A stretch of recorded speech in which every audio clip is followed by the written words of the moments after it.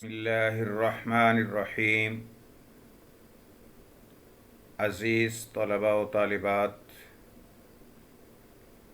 آج کا lecture Urdu lecture series کا سیکنڈ ایئر 12ویں جماعت سبق نمبر 2 سقراط 12ویں جماعت کے لیے Urdu lecture series YouTube channel Urdu professor کے توسط سے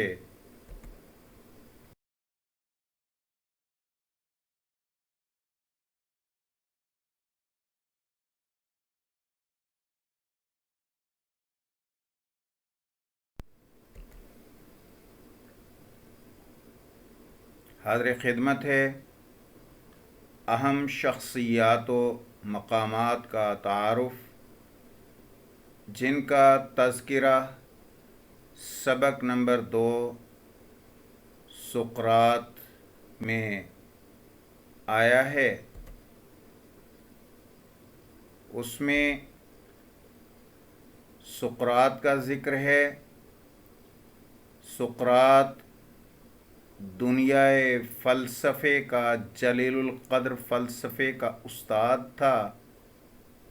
اس نے یونان میں فلسفہ کی بنیاد رکھی۔ اس نے یونان میں مغربی فلسفہ کی بنیاد رکھی۔ سقراط کا باپ مجسمہ ساز تھا۔ حب الوطنی کے جذبہ سے سرشار ہو کر سقراط نے کئی یونانی جنگوں میں حصہ بھی لیا اور داد شجاعت پائی۔ اس کی حیثیت اخلاقی اور روحانی بزرگ کی سی تھی۔ فطرتاً سقراط اعلیٰ اخلاقی اوصاف کا حامل، حق پرست اور منصف مزاج استاد تھا۔ اس کی سوانح حیات اس کے شاگردوں نے لکھی۔ یونان کی حکومت نے ان پر 2 الزامات لگائے۔ نمبر 1، یہ نوجوان نسل کے اخلاق کو بگاڑتا ہے۔ دوسرا الزام، نوجوانوں کو والدین کی نافرمانی پر ابھارتا ہے اور نوجوانوں میں انقلابی جذبہ پیدا کرتا ہے۔ یونان کی حکومت نے اس پر مقدمہ چلایا۔ انہی الزامات کی بنیاد پر یونان کی حکومت نے سقراط پر مقدمہ چلایا۔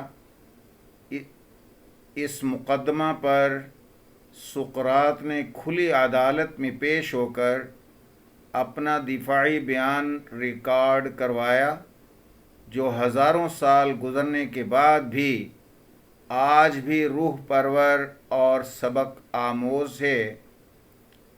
جیل کا داروغہ بھی سقراط کے جیل سے بھاگ جانے پر راضی ہو گیا تھا، مگر سقراط ایسا کرنے پر آمادہ نہ ہوا۔ عدالت نے اس کو موت کی سزا سنا دی۔ اس نے جیل سے فرار ہونے کی بجائے زہر کا پیالہ پی لیا اور انسانی تاریخ میں امر ہو گیا۔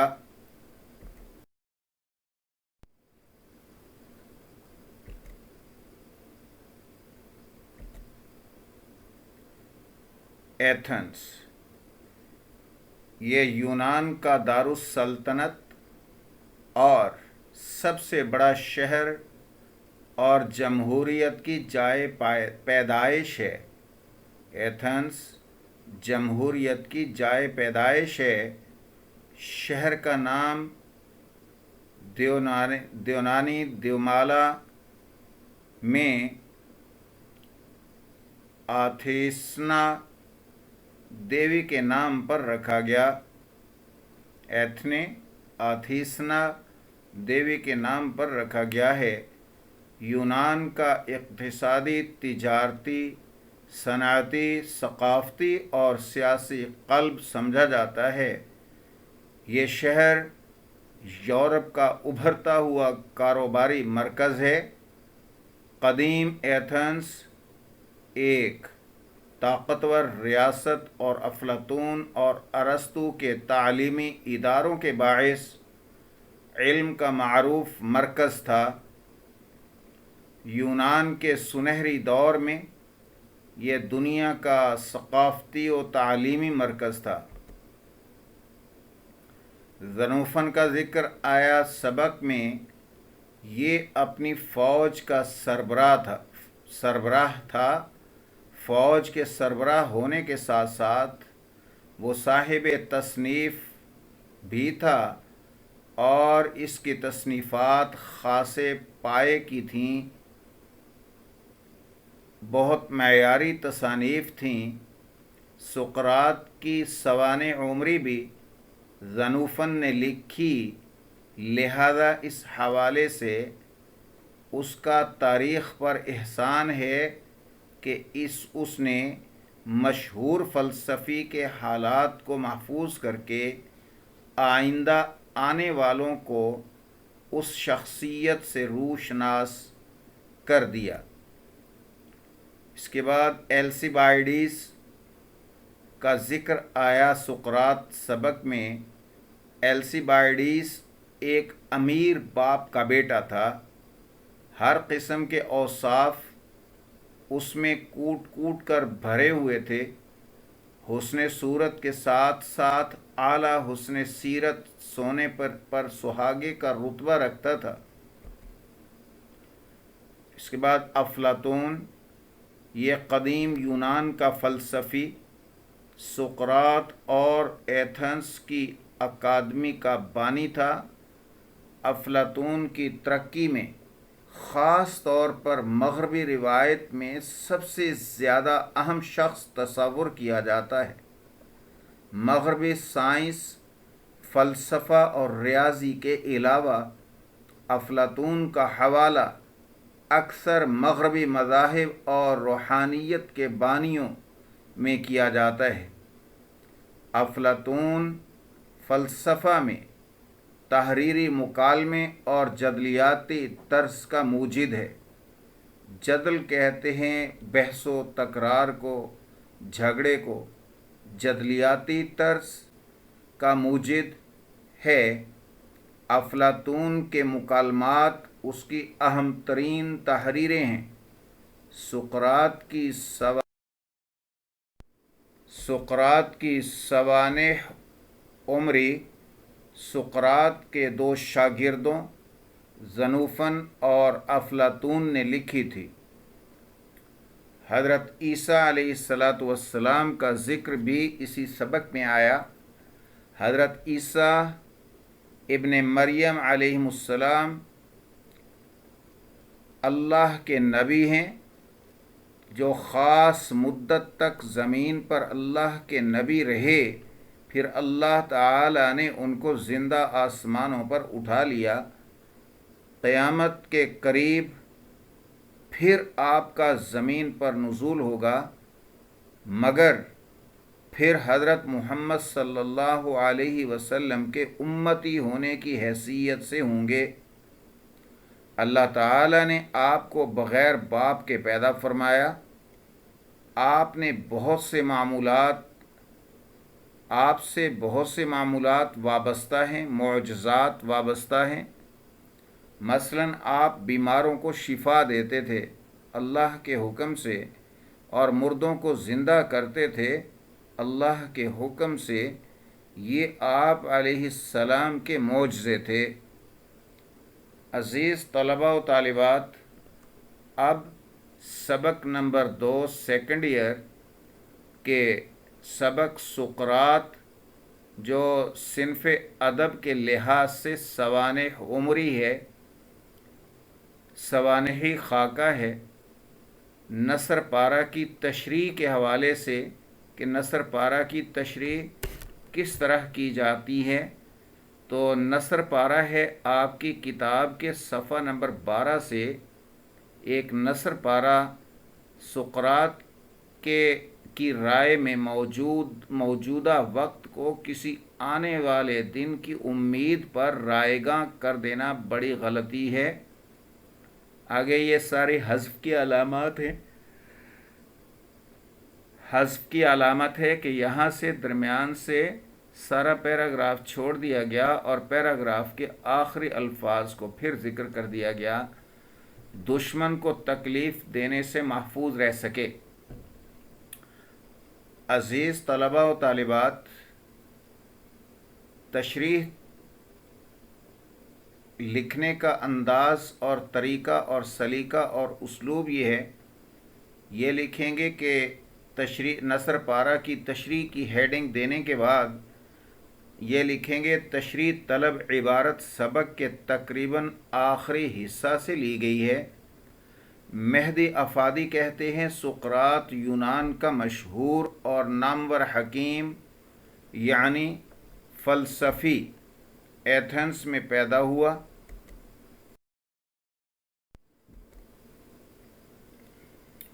پہلے آبائی پیشہ سنگ تراشی اختیار کیا، بعد میں فلسفہ کی طرف مائل ہو گیا۔ آئین ملکی کے مطابق یعنی ملکی قوانین کے مطابق کچھ عرصہ فوج میں بھی خدمات سر انجام دیں، چونکہ اس وقت یونان کے آئین کے مطابق ہر نوجوان کو کچھ عرصہ فوج میں ملازمت اختیار کرنا پڑتی تھی، فوج میں کچھ وقت گزارنا پڑتا تھا۔ سقراط کی فلسفیانہ گفتگو کی وجہ سے اس کی مقبولیت میں اضافہ ہوتا چلا گیا، جس کی وجہ سے اس کے حاسدین نے اس پر مختلف قسم کے الزامات لگانے شروع کر دیے۔ چنانچہ عدالت نے سزا کے طور پر سقراط کو زہر کا پیالہ پینے پر مجبور کر دیا۔ سقراط کی سوانح عمری اس کے شاگردوں نے لکھی۔ سقراط کی بیوی بہت لڑاکا اور جھگڑالو تھی، جبکہ سقراط ٹھنڈے دماغ کا شخص تھا۔ سقراط نے زندگی کے حوالے سے مختلف اقوال بیان کیے، تشریح طلب عبارت انہی اقوال کے حوالے سے ہے۔ مہدی افادی کا شمار اردو ادب کے نامور ادیبوں میں ہوتا ہے۔ آپ نے اپنے دلکش اسلوب بیان اور جمالیاتی نقطۂ نظر کی بدولت بہت مقبولیت حاصل کی۔ آپ کی تحریروں کی نمایاں خوبی زندہ دلی اور ظرافت ہے۔ آپ کی تحریر شگفتہ اور رواں ہے۔ سقراط فلسفے کی دنیا کا عظیم استاد تھا، کیونکہ اس زمانے سے تعلق رکھتا تھا جب تاریخ بہت محدود پیمانے پر مرتب کی جاتی تھی، لہذا ان کی زندگی کے بارے میں زیادہ تر حالات و واقعات اسرار کے پردے میں تھے۔ انہیں ان کے افکار کا پتہ ان کے شاگردوں کے کام سے چلتا ہے۔ ہمیں ان کے افکار کا پتہ ان کے شاگردوں کے کام سے چلتا ہے، جس میں افلاطون سب سے آگے ہیں۔ سقراط نے از خود کوئی کتاب مرتب نہیں کی، بلکہ ان کی حیثیت ایتھنز میں ایک بزرگ استاد کی سی تھی، جو کہ ہر شہر میں درس دیا کرتے تھے۔ سقراط مناظرے کے قائل نہیں تھے، بلکہ انہوں نے دنیا کو مباحثے کے ذریعے مسائل کے حل کا نیا انداز بتایا۔ سقراط نے فلسفے کی تعلیم کے لیے کوئی اسکول یا اکیڈمی قائم نہیں کی، بلکہ وہ عوامی مقامات پر چلا جاتا جہاں لوگ زیادہ تعداد میں موجود ہوتے۔ وہ اپنے فلسفے کا پرچار کرتا۔ سقراط کے خیالات کی وجہ سے نوجوان اس کی طرف کھنچے چلے آتے۔ سقراط کے اقوال پر نظر ڈالیں تو سقراط کہتا ہے کہ موجودہ وقت کو آنے والے دن کی پریشانیوں میں رائے گاں کر دینا بڑی غلطی ہے۔ موجودہ وقت اور لمحے کو اچھے طریقے سے گزارنا چاہیے، اور جو وقت آیا ہی نہیں اس کے بارے میں سوچ سوچ کر پریشان ہونا بے وقوفی ہے۔ سقراط کسی بھی چیز کو پس انداز کرنا، چاہے وہ دولت، پیسہ، جائیداد، سونا یا کچھ اور، کو سرے سے فضول سمجھتا ہے۔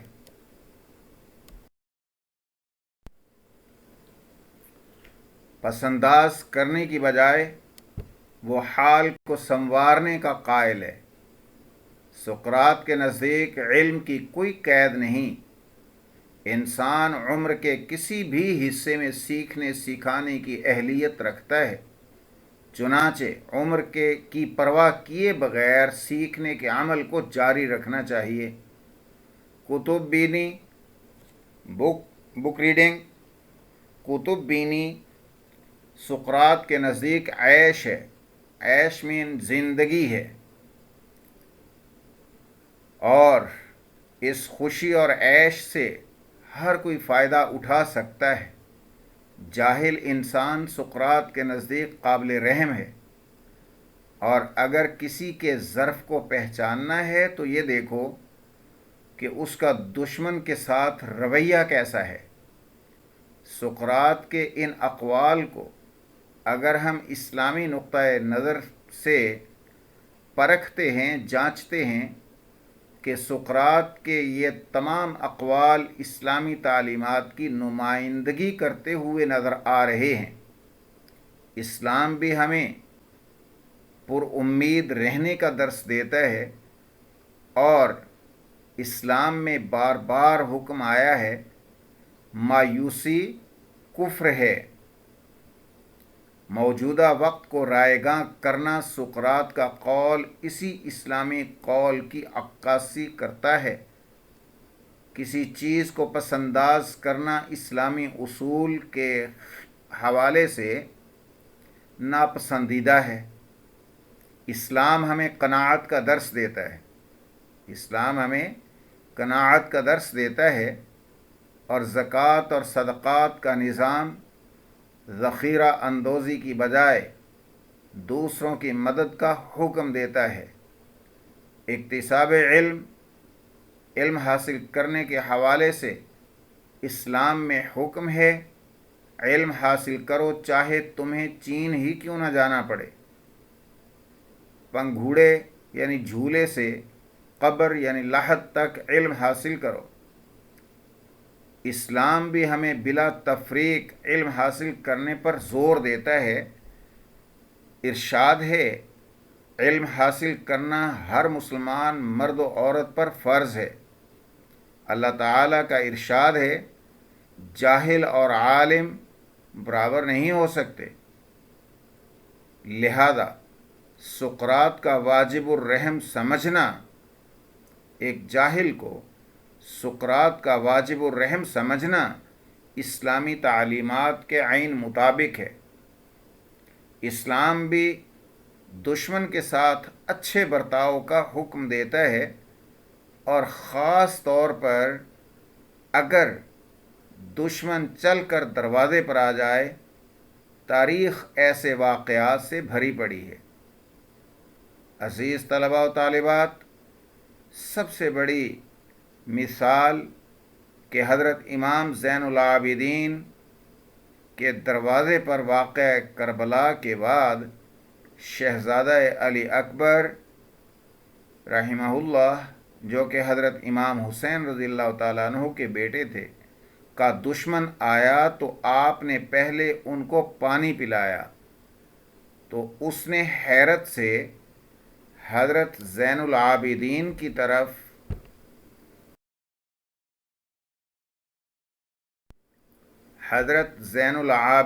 کی طرف دیکھا اور کہا کہ لگتا ہے کہ آپ نے مجھے پہچانا نہیں ہے۔ حضرت زین العابدین نے فرمایا کہ میں تمہیں کیسے بھول سکتا ہوں، لیکن وہ تمہارا ظرف تھا اور یہ ہمارا ظرف ہے۔ عزیز طلبہ و طالبات، Urdu professor YouTube channel, Urdu lecture series کے آج کے لیکچر کے ساتھ اردو پروفیسر یوٹیوب چینل سے پروفیسر چودھری محمد شریف آرائیں آپ سے اجازت چاہتا ہے۔